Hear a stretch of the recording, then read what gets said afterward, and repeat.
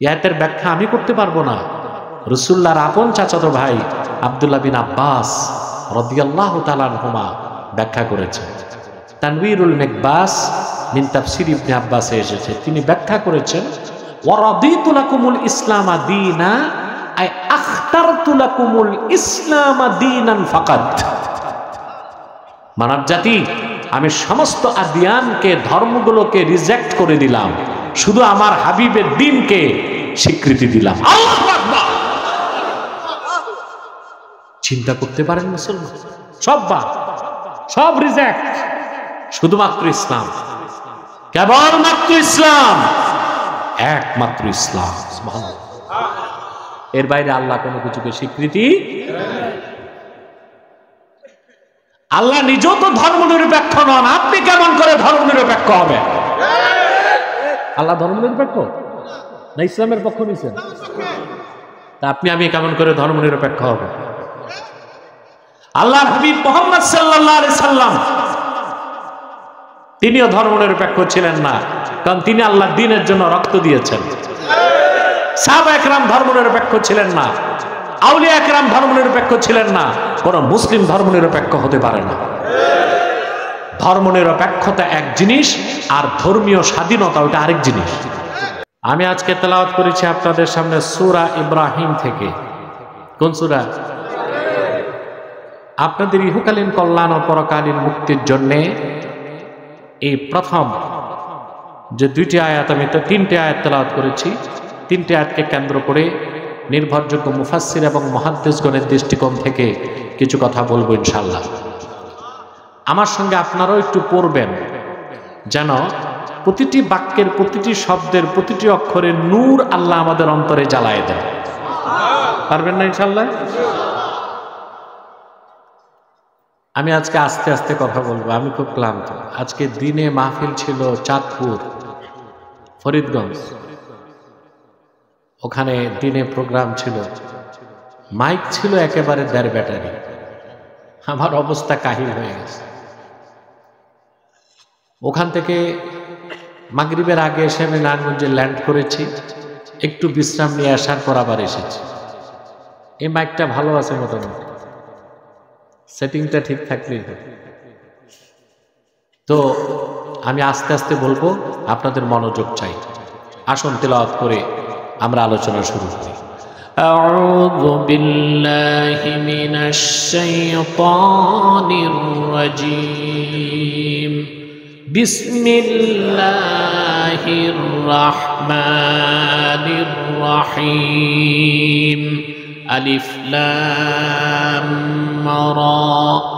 কিতাবুন আনজালনাহু ইলাইকা লিতুখরিজান নাস মিনাল যুলুমাতি ইলান নূর বিইذনি রাব্বিহিম ইলা সিরাতিল আজিজিল হামিদিল্লাহিল্লাযী লাহু মা ফিস সামাওয়াতি ওয়া মা ফিল আরদ ওয়া ওয়াইলুল লিল কাফিরিনা মিন আযাবিন শাদীদ।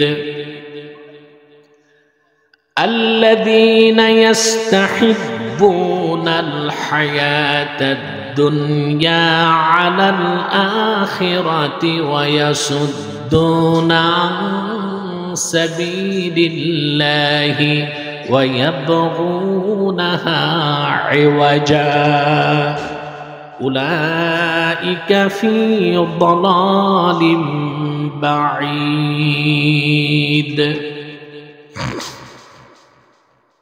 সূরা ইব্রাহিমে শুরু করেছেন আল্লাহ তাআলা 3টে অক্ষর দিয়ে, আলিফ লাম রা। আলিফ লাম রা, আলিফ লাম রা। সুবহানাল্লাহ। 90টা নেকি পেয়ে গেছেন। আমার সাথে পড়ছে না? 90টা নেকি পেয়ে গেছে। কোরআন কারীমের বিভিন্ন সূরা শুরু করেছেন আল্লাহ তাআলা হুরুফুল মুকাত্তাত দিয়ে। আলিফ লাম মিম, ইয়াসিন, তাহা, হামিম, কাফ হা ইয়া আইন সাদ, বিভিন্ন সূরা শুরু করেছেন। এগুলোকে তাফসিরের পরিভাষায় বলা হয় হুরুফুল মুকাত্তাআত। এগুলোর অর্থ কি, ব্যাখ্যা কি আমরা জানি না, জানার দরকারও নেই, আল্লাহ জানেন। সেজন্য সমস্ত মুফাসসিরগণ চূড়ান্ত সিদ্ধান্ত দিয়েছেন আল্লাহু আ'লামু বিমুরাদিহি বিযালিক, এগুলোর অর্থ আল্লাহ তাআলাই ভালো জানেন। তবে অবশ্যই আল্লাহ তো জানেন, আল্লাহ রাসূলও জানতেন। যদি বলা হয় না রাসূলও জানতেন না, তো বলতে অনর্থক নাজিল হয়েছে, এটা বলতে হয় না? কথা বলেন, কোরআন শরীফে অনর্থক একটা অক্ষরও আছে? আল্লাহর রাসূলের উপর নাজিল হয়েছে আর আল্লাহর রাসূল অর্থ জানতেন না, এটা কি সম্ভব? তে আল্লাহ জানেন, আল্লাহর রাসূল অবশ্যই জানতেন। আমার কথার পক্ষে দলিল আছে। আল্লাহ তাআলা তার হাবিবকে বলেন, লা তুহাররিক বিহি লিসানাকা লিতা'জালা বিহি ইন্না আলাইনা জামআহু ওয়া কুরআনাহু ফাইযা ক্বরা'নাহু ফাত্তাবি' কুরআনাহু সুম্মা ইন্না আলাইনা বায়ানাহু। আল্লাহ রাব্বুল আলামিন বলেন, প্রিয় হাবিব মুহাম্মদ সাল্লাল্লাহু আলাইহি ওয়াসাল্লাম, কোরআন কারীমকে মুখস্থ করার জন্য আপনার জবান মোবারক দ্রুত সঞ্চালন করবেন না, দরকার নাই। বরং আমি যখন কোরআন নাজিল করি শুধু আপনি শুনবেন, আপনার সিনা মোবারকে কোরআন জমা করে দেবার দায়িত্ব তো আমি আল্লাহ। সুম্মা ইন্না আলাইনা বায়ানা, অতঃপর কোরআন কারীমকে ব্যাখ্যা করে দেবার দায়িত্ব আমি আল্লাহ। এখানে বায়ানাহু, হা এর মারজা হচ্ছে কোরআন। তাহলে বোঝা যায় কোরআন কারীমের বিসমিল্লাহর বা থেকে মিনাল জিন্নাতি ওয়ান নাসের সিন পর্যন্ত প্রতিটি বাক্যের, প্রতিটি শব্দের, প্রতিটি অক্ষরের কি অর্থ আল্লাহ তার রাসূলকে জানাই দিয়েছেন। সুবহানাল্লাহ, সুবহানাল্লাহ। তাহলে হুরুফুল মুকাত্তাত গুলোর অর্থ আল্লাহ তাআলা জানেন, আল্লাহর হাবিব জানতেন। উম্মতের জানার দরকার নাই, আমাদের জানার চেষ্টা করার প্রয়োজন নাই। এরপর আল্লাহ তাআলা বলেন, কিতাবুন আনজালনাহু ইলাইকা লিতুখরিজান নাসা মিনাজ যুলুমাতি ইলান নূর। এই কোরআন, এই কিতাব মুহাম্মদ সাল্লাল্লাহু আলাইহি সাল্লাম আপনার উপর নাজিল করেছি যেন গোটা বিশ্বের মানুষকে আপনি অন্ধকার সমূহ থেকে বের করে একটি নূর, একটি আলোর দিকে আনতে পারেন। ওই নূর হচ্ছে ইসলাম। ওই নূর কি? ইসলামকে আল্লাহ বলেছেন নূর। আর ইসলাম ছাড়া যত তন্ত্র মন্ত্র, ধর্ম, মতবাদ, ইজম, ওই সব কিছুকে আল্লাহ বলেছেন জুলুমাত। জুলমাতুল মানে অন্ধকার, জুলুমাত মানে অন্ধকার সমূহ। তাহলে আল্লাহর কাছে একমাত্র নূর, স্বীকৃত জীবন বিধান কি? ইসলাম। আর এই ইসলাম ছাড়া যা আছে সব হচ্ছে অন্ধকার। সব কি? অন্ধকার। অন্ধকার। তা দেখতে যেই রকমই লাগে, ওটা কি? অন্ধকার। দুঃখ এবং পরিতাপের বিষয়, আমার দেশ স্বাধীন হয়েছে আজকে 53 বছর। 53 বছরও মুসলমানরা রাষ্ট্র পেয়ে ইসলামের পক্ষে একটা আইন পাশ করতে পারে না। এদেশের প্রতি দলের মানুষের স্বপ্ন শরিয়া আইনে রাষ্ট্র চলবে, তা যেন আমাদের কাছে এখন কল্পনায় পরিণত হয়ে গেছে। তার কারণ, তার মূলভূত কারণটা আমি খুঁজে পেয়েছি। এদেশের 88% মুসলমান ফাসেক ফাজের না, প্র্যাকটিসিং মুসলিম। থোতায় কয়েকখান দাঁড়িয়ে আছে, মাথায় একখান টুপি আছে, নামাজ রোজাও করে, কিন্তু ইসলাম যে কি তাই বুঝে না। আর পূর্ণাঙ্গ ইসলামের সমঝ না থাকার কারণে খাঁটি মুসলিম হতে পারে না।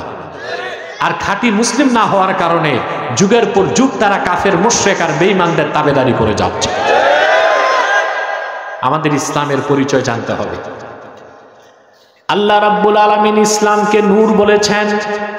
সুবহানাল্লাহ। ইসলামের পরিচয় দিতে যে অন্যত্র আল্লাহ রাব্বুল আলামিন বলেন فمن يكفر بالطاغوت ويؤمن بالله فقد استمسك بالعروة الوثقى আর যে ব্যক্তি তাগুতকে অস্বীকার করল, মহান আল্লাহর উপর ঈমান আনল, সুবহানাল্লাহ, ফাকাদ ইসতামসাকা বিল উরওয়াতিল উসকা, সে একটা শক্ত হাতল ধরল। ইসলামকে আল্লাহ বলেছেন উরওয়াতুল উসকা, শক্ত হাতল ধরল, এটা তাকে আল্লাহর জান্নাত পর্যন্ত পৌঁছায় দেবে। লাংফিসাম আলাহা আলা ইনকিতা আলাহা, যে ইসলামকে ধরল, ইসলাম তাকে আল্লাহর জান্নাত পর্যন্ত নিয়ে যাবে, বলেন সুবহানাল্লাহ।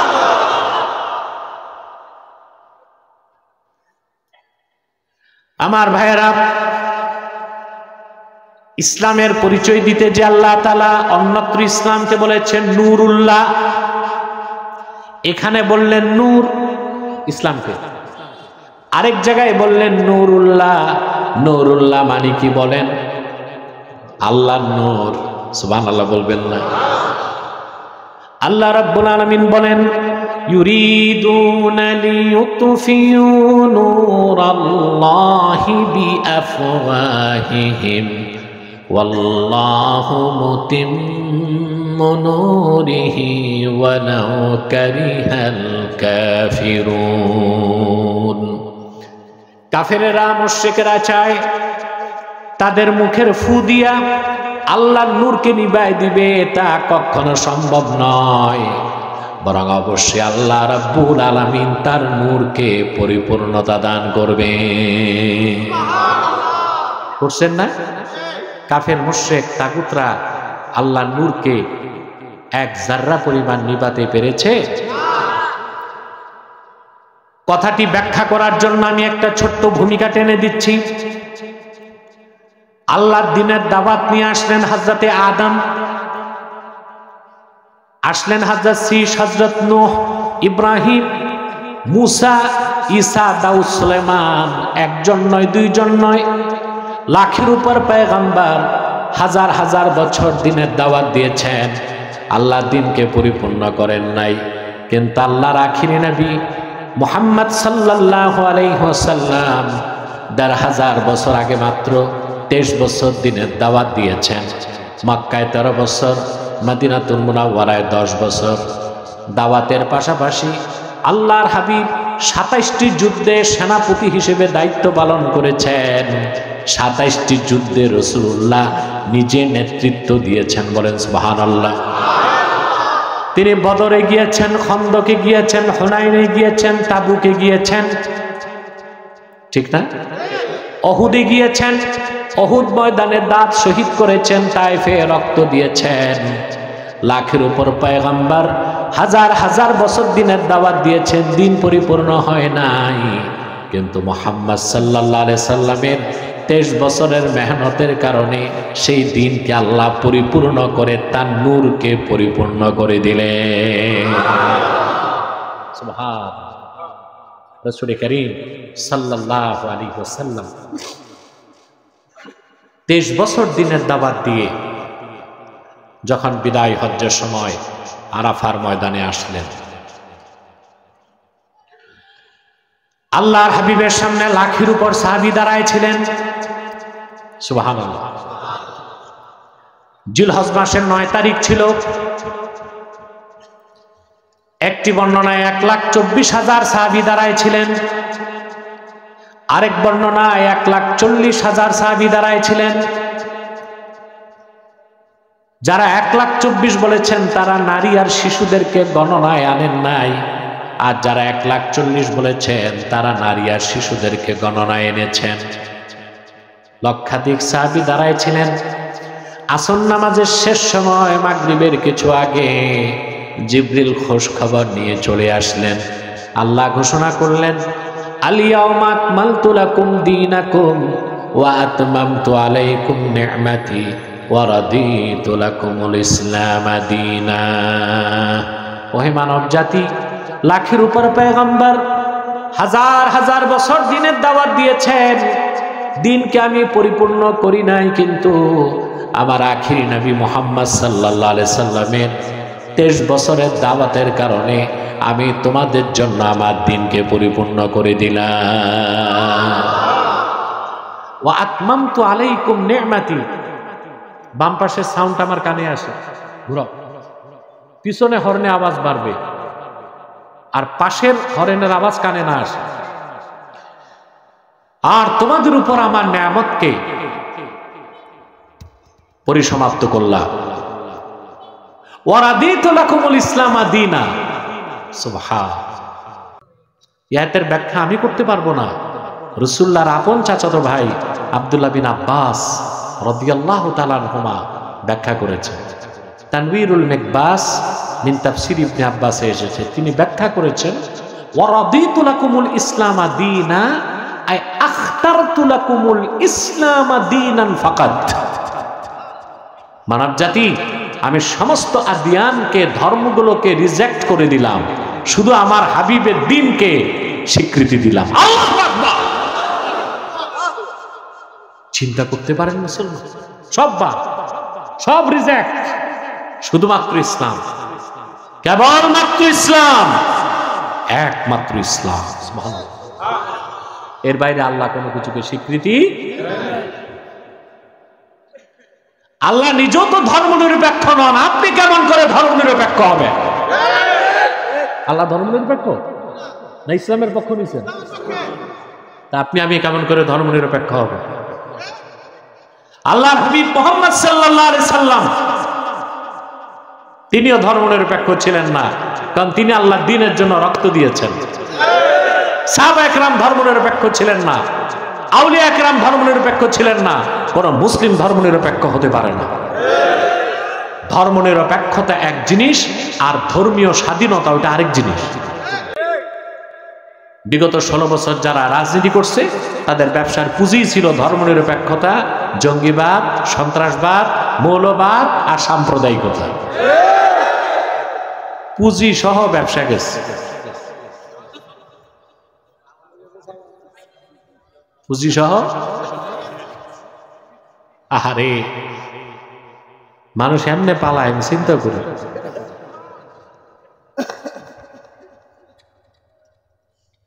ভাবছিলাম সেফ এক্সিট নিবে বলে কয়ে ঘোষণা দিয়া লিখিত করে, এক কাপড়ে ভাগছে। এক একজন এক এক দিক, কেউ স্বামীর বাড়ি, কেউ শ্বশুর বাড়ি, কেউ দাদার বাড়ি, কেউ গেছে আটলান্টিক পাড়ি দিয়া বাবাদের কাছে। 16 বছর আমাদেরকে জুলুম করছে। ব্যবসার পুঁজি ছিল ধর্মনিরপেক্ষতা, সাম্প্রদায়িকতা, মৌলবাদ, জঙ্গিবাদ। যারা পরাজিত হয়েছে তাদের কাছ থেকে শিক্ষা নিতে হবে, এখন যারা আছে তাদেরকে শিক্ষা নিতে হবে, সামনে যারা আসবে তাদেরকে। এই দুনিয়ায় ইসলাম আর মুসলমানকে চ্যালেঞ্জ করে কোন পরাশক্তি টিকে থাকতে পারে না, এটা তাদের মনে রাখতে হবে। কিসের জোর দেখাও? সময় মতো তো কেউ তো কাজে আসে না। যাদের খুঁটির জোরে লাফাইতা, ওরা বর্ডার বন্ধ করে দিছে, পালাইতে দেয়নি। যাকে পালাইতে দিছে পয়সা নিয়েছে 50 লাখ নিম্নে। কত? 50 লাখ। যাদের কথায় আলেমদের উপর নির্যাতন করেছো, নিপীড়ন করেছো, শোষণ করেছো, মানুষের সম্পদ লুণ্ঠন করেছো, আলেম ওলামাকে অপমান করেছো, মাহফিল বন্ধ করেছো, যাদের খুশি করতে সময় মতো তারা তোমাদেরকে গ্রহণ করে নেয়, তোমাদেরকে পুঁজি করে ব্যবসা করছে। যত টাকা চুরি হয়েছে বাংলাদেশ থেকে, তার অর্ধেকটাই তো ভারতে গেছে। এখন বলতেছে টাকা ফেরত আনবে। আব্বাসির কথা ডায়েরিতে লিখে রাখবে, যে টাকা বাংলাদেশ থেকে পাচার হয়েছে, ইউনূস 100 বছর চেষ্টা করেও 1 টাকা ফেরত আনতে পারবে না। কারণ ছোট চোরেরা টাকা পাঠিয়েছে বড় চোরের কাছে।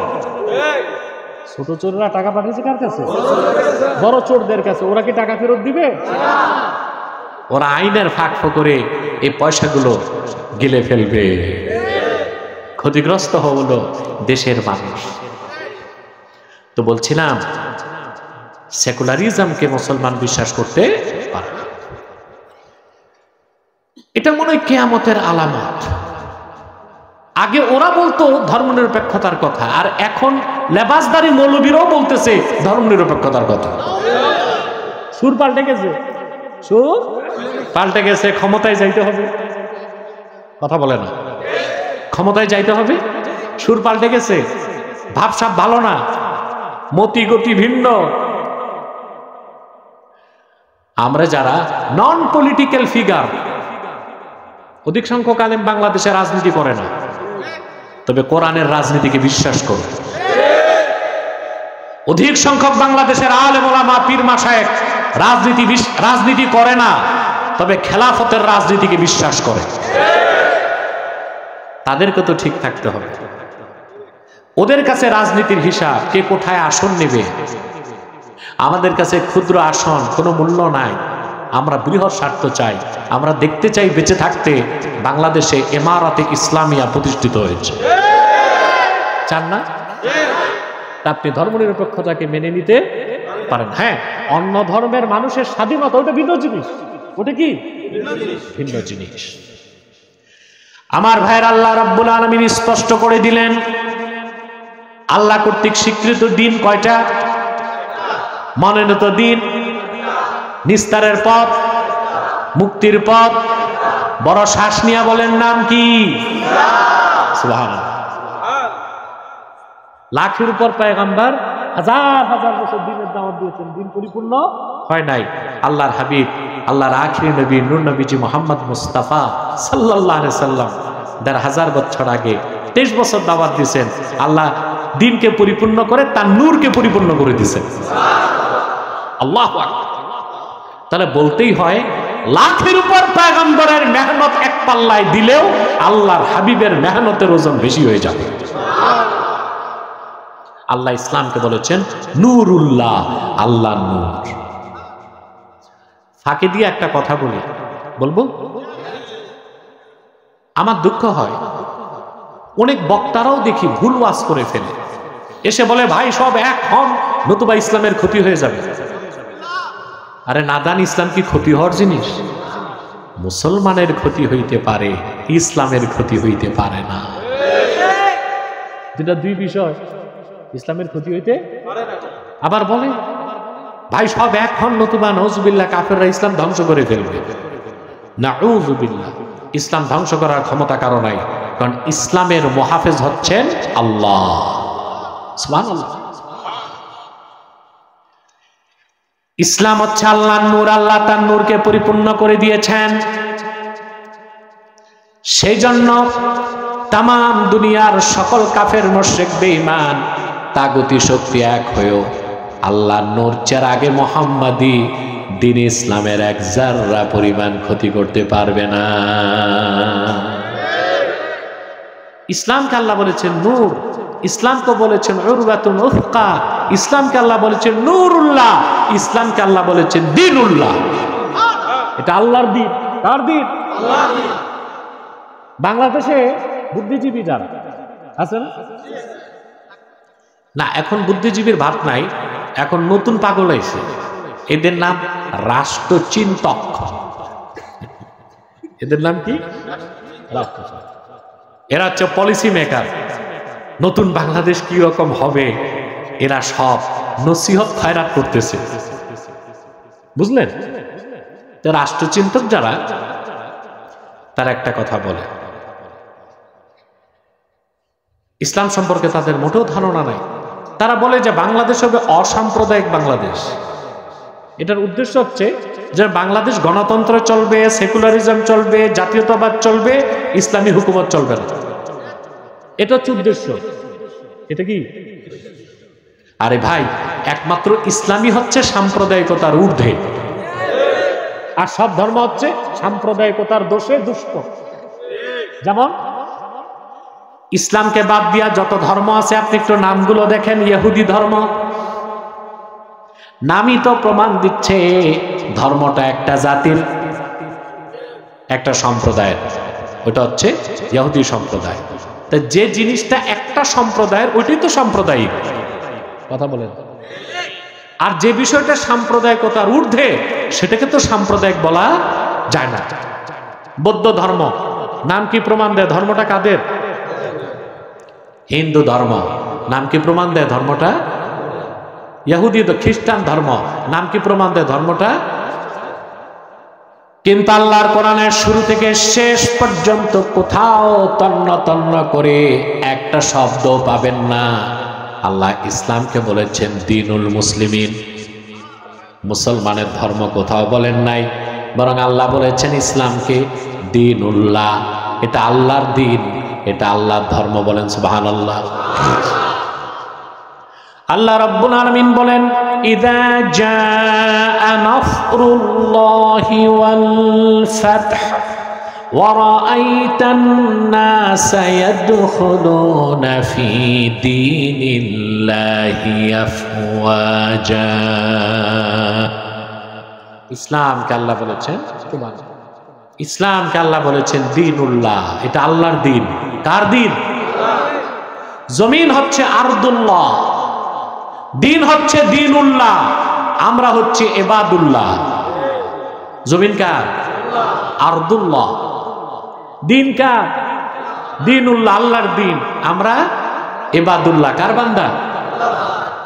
আল্লাহর জমিনে আল্লাহর বান্দারা আল্লাহর দিনের বিধান দিয়া দেশ চালাবে, সেখানে সাম্প্রদায়িকতার ধোঁয়া তোলার কোনো সুযোগ নাই।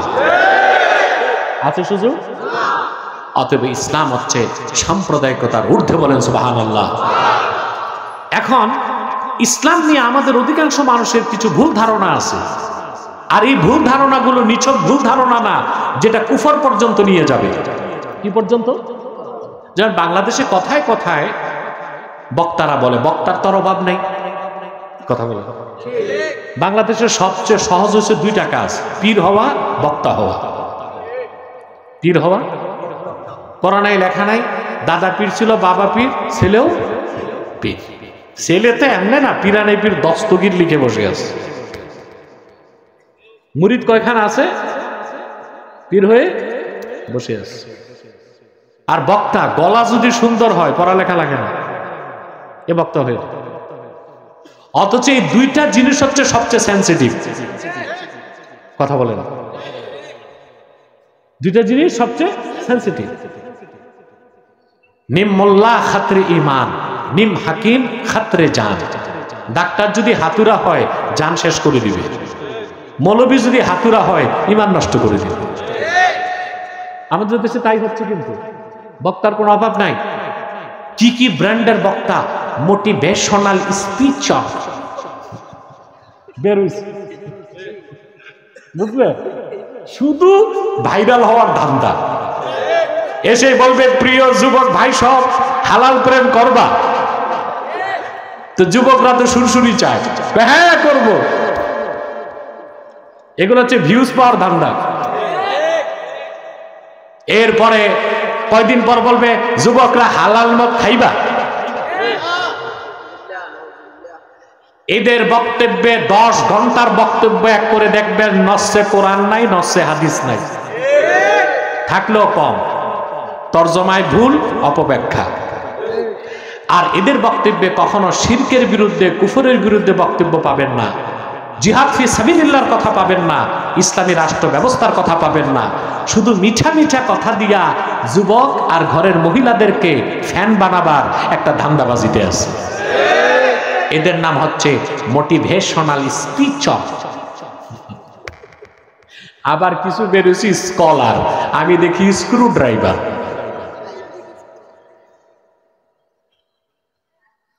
আহা ভাই, মানুষ কিন্তু মাহফিলে আসে ইমান তাজা করতে, আর কিছু বক্তার কারণে যে ইমান নিয়ে আসে মানুষ ইমান রেখে।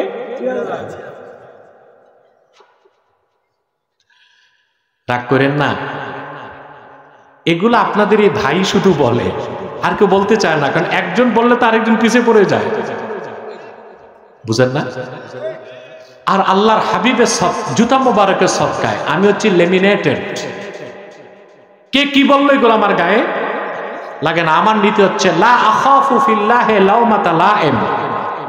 আল্লাহর দ্বীনের পক্ষে কথা বলবো, নিন্দুকের নিন্দা, হিংসুকের হিংসা, অত্যাচারীর অত্যাচারকে আমি তোয়াক্কা করি না। আমি দেখি না আমার প্রতিপক্ষকে হাতি নাকি মাসি, যা সত্য তা বলছি এবং বলবো। সম্মানিত শুধু যে কথা বলছিলাম, বক্তারাও বলে বাংলাদেশে তরবারির জোরে ইসলাম কায়েম হয়নি, বলে সুফি দরবেশরা ইসলাম কায়েম করছে। ইসলাম তো একটাই, আবার সুফিবাদী ইসলাম কি? নাস্তিকরা, বুদ্ধিজীবীরা এগুলো মানুষের মধ্যে সেরেক ঢুকায়, কুফর ঢুকায়, বলে পলিটিক্যাল ইসলাম, রেডিক্যাল ইসলাম, সুফিবাদী ইসলাম। ইসলামকে ভাগ করা যায় না, ইসলাম একটাই। সুবহানাল্লাহ বলবেন না?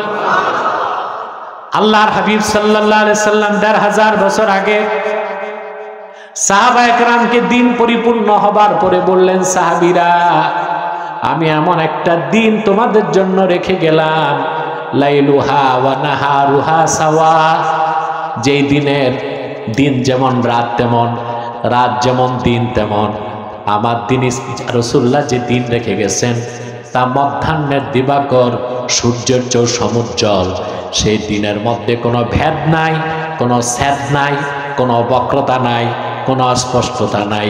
দিন হচ্ছে সিরাতিল আজিজিল হামিদ। সুবহানাল্লাহ। কোনো ভেদ আছে? কথা বলেন। এই সুফি পীরেরা বাইর করছে ভেদ, ভেদ। ইসলামে কোনো ভেদ নাই, মারিফত আছে। ইসলামে কোনো ভেদ নাই, কোনো ছেদ নাই, কোনো অস্পষ্টতা নাই, কোনো বক্রতা নাই। মধ্যাহ্নের দিবাকর সূর্যের চেয়ে উজ্জ্বল হচ্ছে রাসূলুল্লাহ রেখে যাওয়া দিন ইসলাম, সিরাতিল আজিজিল হামিদ। হচ্ছে আল্লাহ কর্তৃক স্বীকৃত পথ, আল্লাহ কর্তৃক মনোনীত একমাত্র পথ হচ্ছে ইসলাম। এটাকে ভাগ করার কোনো সুযোগ নাই। অতএব যারা বলে সুফিবাদী ইসলাম, পলিটিক্যাল ইসলাম, রেডিক্যাল ইসলাম, ওরা জাতিকে পথভ্রষ্ট করে কুফরির পথে ঠেলে নিতে চায়। আল্লাহর রহমতে বুদ্ধিজীবী যা ছিল দেশে সব আমি সাইজ করছি। প্রত্যেক ডিবেটে তারা হারছে আমার কাছে, দেখছেন যত বুদ্ধিজীবী। এখন বের হয়েছে রাষ্ট্রচিন্তক। কি বের হয়েছে? এটারও ধরছি, নামটা বলবো না, রাষ্ট্রচিন্তক উনি। ওরে পাইলে আমি বলছি, আমি সমন্বয়কদেরকে বলছি, ওরে আমার সাথে ডিবেটে আসতে বলো, টিএসসিতে, ভার্সিটিতে যাব, আমি বিশ্ববিদ্যালয়ে যাব, টিএসসিতে অনলাইন বাহাস না অফলাইনে বাহাস করব। রাজি হয় নাই। ওরে পাইলে ওর মাথায় সুপারি রেখা খরম দিয়া বাড়ি দিতাম যে তুমি কত বড় বুদ্ধিজীবী হয়েছে। ও বলে আরবের ইসলাম চলবে না বাংলাদেশ। আরবের ইসলাম ছাড়া ইসলাম আছে? তে কথা বলে সে কাফের হয় নাই? তো শুধু আব্বাসি বলবে কাফের হয়েছে, বাকি মৌলবী সাহেবদের মুখে কুলু। আমাকে তো এমনি অপবাদ দেয় যে আমি কথায় কথায় কাফের বলি। ওরা কথায় কথায় কাফের হয় বলেই তো আমি কথায় কথায় কাফের বলি। বাকি মৌলবী সাহেবরা চুপ কেন? দায়িত্ব তো তাদেরও ছিল। আমি যদি ফরজে কাফায়া হিসেবে দায়িত্ব পালন করে দিই, বাকিরা তো আমাকে সমর্থন দিবে। এটা দায়িত্ব না? সবাইকে বলতে হয় না, একজন বললেই হয়, বাকিরা কি করবে? আপনার সব আলেমরা আল্লাহকে সাক্ষ্য রেখে বলেন, সে যে বলছে আরবের ইসলাম চলবে না, কাফের হয় নাই? ওর বউ তালাক হয় নাই? বউ তালাক দিবে কি? বিয়েই তো করে নাই, ফ্রি মিক্সিং। ওর বউ আবার মহিলা উপদেষ্টা, বিয়ে হয় নাই, লিভ টুগেদার, বাস আছে, বদমাশি করতেছে, বিয়ে শাদী তোমরা জানো, আমিও জানি। নামটা বলার দরকারটা কি? কি সুরত, লম্বা সাদা কুর্তা, এত মোটা আলিগুড়ি পায়জামা, ওটার ভিতরে ওর নাতিরে ঢুকানো যাবে। মাথায় কিম্ভূত কিমাকার টুপি, রবি ঠাকুরের মতো লম্বা দাড়ি, 3 ইঞ্চি মোটা মোষ, পিছনে সরস্বতীর মূর্তি, সামনে লালনের বেহালা। চিনছেন না? এটার নাম রাষ্ট্র, এ নাকি রাষ্ট্রচিন্তক। আমি বলছি বেটা, তোমার মতো মেয়াদ উত্তীর্ণ গাঁজাখোর বুদ্ধিজীবীর পরামর্শে আলেমরা দেশ বানাবে না। দেশ কেমনে তৈরি করতে হয় আলেমদেরকে আল্লাহর কোরআন শিখাই দিছে।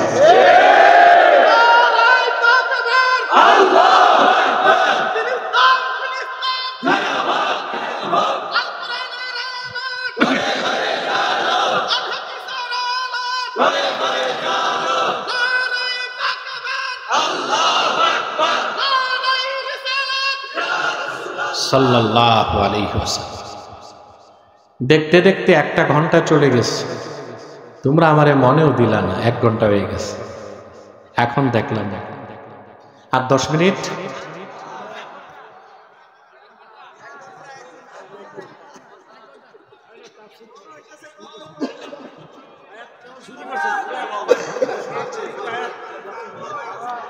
শোনেন শোনেন, আচ্ছা হ্যাঁ বলতেছে। যাক, তোমরা ঘুমাইলে কিন্তু আমি কথা বলতে পারবো না। ঘুমাচ্ছেন না তো কেউ? আমি তো দেখতে চাই কে কে ঘুমান, হাত উঠান।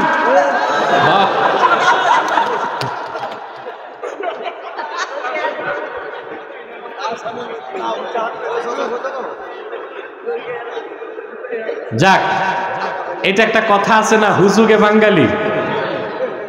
আমি এই কথায় একমত না। হুজুগে বাঙালি না, না বুঝে বাঙালি। আপনার কি বলেন? হুজুগে বাঙালি না, না বুঝে বাঙালি।